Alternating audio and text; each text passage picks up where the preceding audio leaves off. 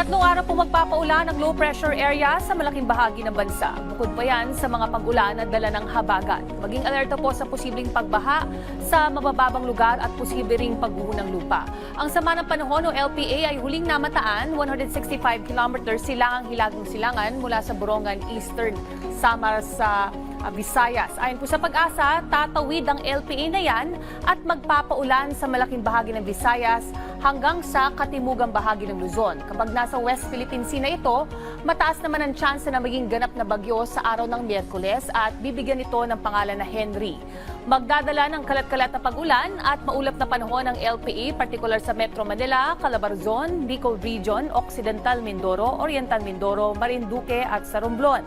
Localized thunderstorms naman ang aasahan sa nalalabing bahagi ng Luzon. Nagpapaulan din ang, ayon sa Pag-asa, ay nagpalabas ito ng heavy rainfall outlook kung saan makararanas po tayo ng above normal na rainfall. Ang bahagi ng Sorsogon, Masbate, Samar Island, Leyte Provinces, Biliran, Dinagat Islands at sa Surigao del Norte. Magpapaulan din ang habagat sa nalalabing bahagi ng Visayas at sa Palawan. Sa Mindanao, makararanas din ang bahagyang maulap na panahon at posibleng panandali ang mga pag-ulan o yung tinatawag nating localized thunderstorms. Maging alerta po sa posibleng pagbaha at pagguho ng lupa. Keep safe at stay dry. Laging tandaan may tamang oras para sa bawat Pilipino. Panapanoorin.